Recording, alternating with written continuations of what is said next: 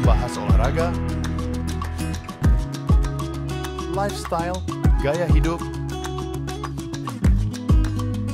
wisata,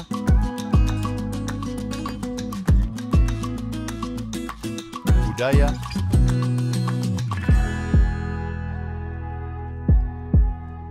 politik dan hukum akan dibahas seru bersama host kece dari Odeng dan co-host tercantik Rida dalam program Pagi Seru Sultan TV. Assalamualaikum warahmatullahi wabarakatuh. Halo, selamat pagi pemirsa setia Sultan TV dimanapun Anda berada. Senang sekali hari ini Pagi Seru kembali menemani pagi hari Anda dan bersiap beraktivitas menuju ke siang hari dan makan siang nanti ya. Nah, betul banget. Ini hari Selasa nih ya. Betul. Dan ini juga masih awal bulan, semoga semakin semangat ya dan tetap semangat. Harus Ya, tetap semangat. meskipun banyak sekali isu-isu dan informasi yang agak kurang mengenakan akhir-akhir ini ya. Nah, betul banget. Nah, maka dari itu nih, Der, hari ini nih ada banyak berita yang akan kita sampaikan ya pada pemirsa setia Sultan TV untuk kita ulas lebih detail lagi nih ya. Untuk pertama nih, Der, ini ada berita dari IKN nih, Der. Ada apa dengan IKN? Nah, jadi ada berita dari IKN ini terkait dengan Kepala Otorita Ibu Kota Nusantara IKN dan wakilnya ini mengundurkan diri, yaitu Bambang Susanto dan juga Doni Rahaju. Nah, sementara itu kabar pengunduran diri ini sudah dikonfirmasi oleh pihak istana. Betul. Dan pihak istana mengangkat PLT sementara yaitu Menteri PUPR Bapak Basuki Hadimulyo dan juga Raja Juli Antoni, Sekjen PSI. Nah, Waduh. betul sekali. Nah, meskipun memang sudah diangkat PLT nih, Der, dan juga pemirsa setia Sultan TV, untuk alasan mundurnya wakil dan juga ketuanya nih ya, dari otorita IKN ini belum bisa dipastikan jelasnya. Dan ketika kita menanyakan nih ke istana, apa ya alasannya? Silahkan dihubungi aja masing-masing gitu. Wah, mungkin ini masih direncanakan dan dibahas. Kamu harus bikin alasan apa nih? Nah, betul sekali. Bisa jadi ya, karena mungkin ada beberapa hal yang tidak boleh diungkapkan ke media dan itu menjadi kerahasiaan negara gitu ya. Betul sekali. Dan kalau kita melihat ya, Der dan juga pemirsa, IKN ini kan masih berproses seperti itu. Nah, ini juga sebenarnya dengan mundurnya wakil dan juga ketuanya nih dari otorita IKN ini sendiri, ini juga sempat membuat cemas beberapa pihak.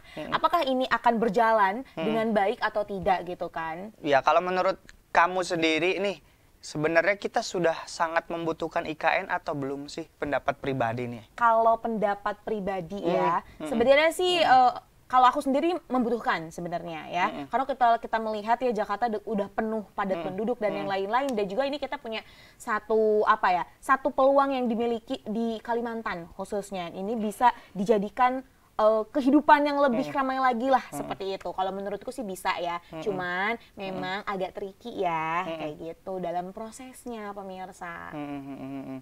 Tapi kalau menurut pendapat saya pribadi, untuk IKN ini sebenarnya belum terlalu dibutuhkan ya. Karena apa? Menurut pandangan aku pribadi nih ya, harusnya kita itu menyelesaikan satu masalah, bukan meninggalkan lalu cari dan pindah ke tempat yang lain.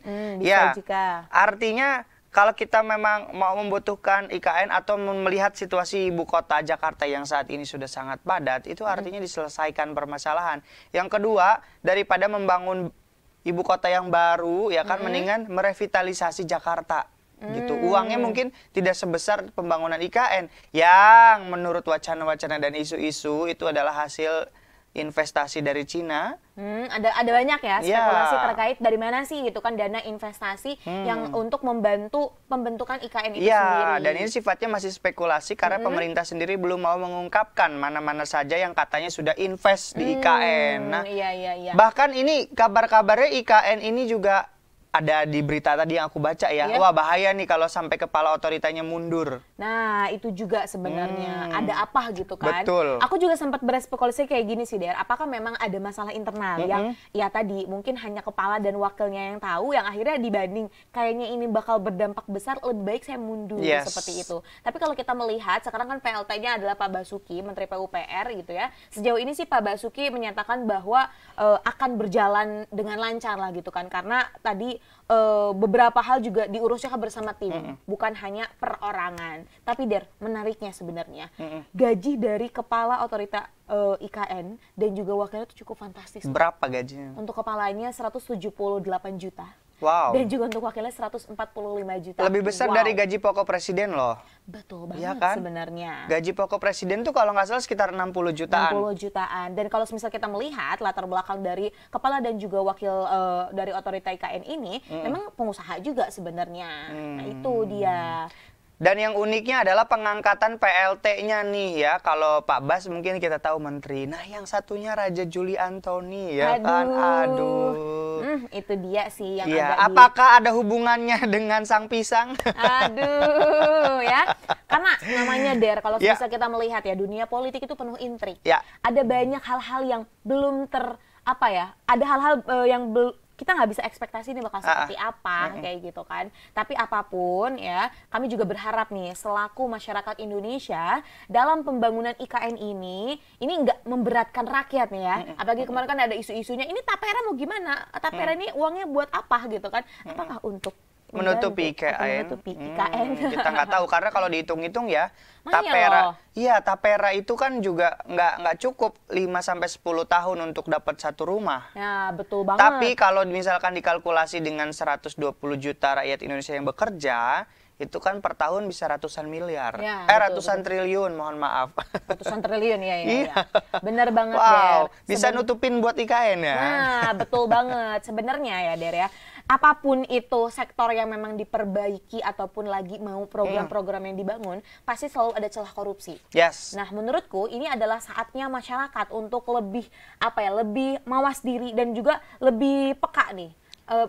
Terus mengikuti perkembangan yang ada. Tapi juga memang di sisi lain masalahnya ini dari pemerintah juga masih kurang transparansi. Terbuka. Iya, transparansinya di hampir seluruh pemerintahan di Indonesia hampir ya, baik dari tingkat pusat hingga tingkat bawah, transparansinya itu masih perlu ditingkatkan. Betul. Sehingga masyarakat bisa terlibat mengawasi dan juga memberikan masukan program-program yang memang dibutuhkan. Nah, betul banget. Nah, jadi gini, untuk menuju Indonesia emas ya ya di tahun 2024-5 nanti nih harusnya yang dijadikan cerdas itu bukan cuma masyarakatnya, ini pemerintahnya juga kudu lebih cerdas dan lebih bijak nih. Betul. Jadi jangan cuma menyalahkan masyarakatnya nih kayak gini. Ya kalau masyarakat nggak punya kewenangan nggak punya kewenangan untuk mengatur, membuat undang-undang ya, untuk menjalankan para petugas dan lain sebagainya. Nah, dari juga pemirsa setia Sultan TV, kita akan beranjak nih. Dari tadi berita terkait dengan IKN, selanjutnya ini ada berita yang lagi viral juga. Kalau sebelumnya kita ada hashtag All Eyes on Rafah, nah sekarang ini ada hashtag All Eyes on Papua. Kenapa? Ini berhubungan dengan wisata kah? Atau justru ini berita yang kurang mengenakan nih? Sebenarnya ini adalah berita yang kurang mengenakan yang datang dari tanah Papua. Karena ya ini kan kalau Dery juga mungkin apakah posting nih di Instagramnya? Posting dong. Nah ya, jadi ini memang kalau kita melihat dari berbagai sumber ya, jadi ada satu lahan di Papua itu cukup besar, sekitar kalau aku nggak salah 39 hektar ya.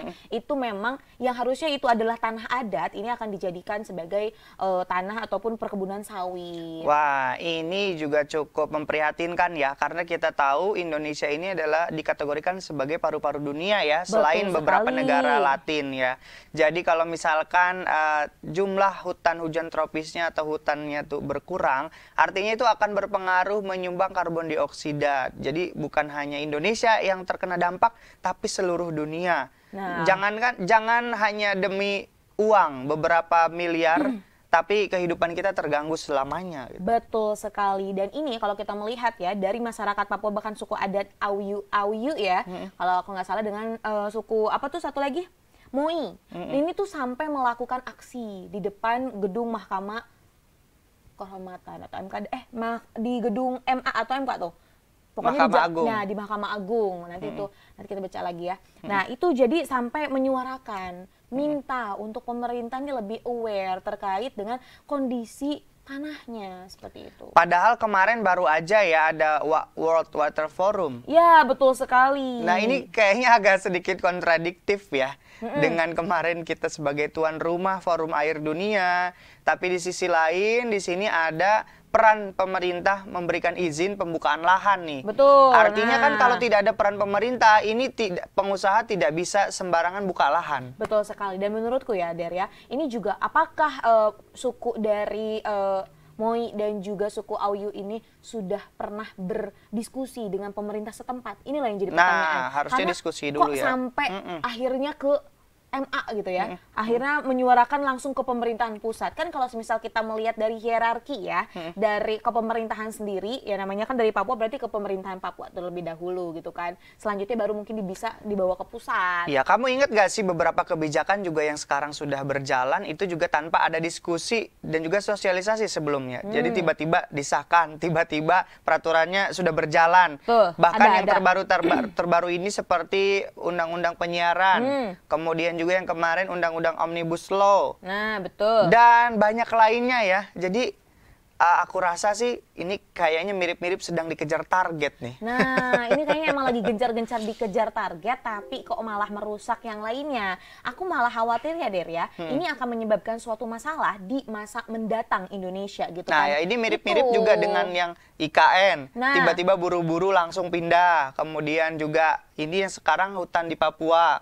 Jadi sebenarnya itu rakyat itu tuh apa? Nah, Apa yang harus rakyat lakukan? Apa yang harus rakyat dapatkan gitu ya? Haknya rakyat itu di mana Ya, sebenarnya? betul. Dan kalau misalnya kita melihat lagi, Der ya, memang ada regulasi ini ya. Memang kalau misalnya kita melihat ada regulasi yang dibuat oleh pemerintah terkait dengan beberapa tanah ataupun tanah yang ada di Indonesia ini memang kan milik negara gitu kan. Tapi ya tadi kalau balik lagi, itu kan tanahnya sebelum sebelum diakuisisi ya. Kalau sekarang lagi kosong kan pasti diurusnya oleh oleh warga setempat. Ya. Mbok Yoto didiskusikan dulu gitu kan, agar sama-sama enak kedua-duanya. Nah, ya. Baik pemirsa, kita akan segera kembali setelah yang satu ini. Jadi jangan kemana-mana, tetap bersama kami di Pagi Seru. Membahas olahraga, lifestyle, gaya hidup, wisata,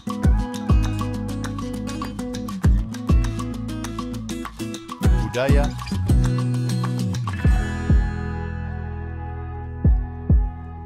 politik dan hukum akan dibahas seru bersama host kece dari Odeng dan co-host tercantik Rida dalam program Pagi Seru Sultan TV.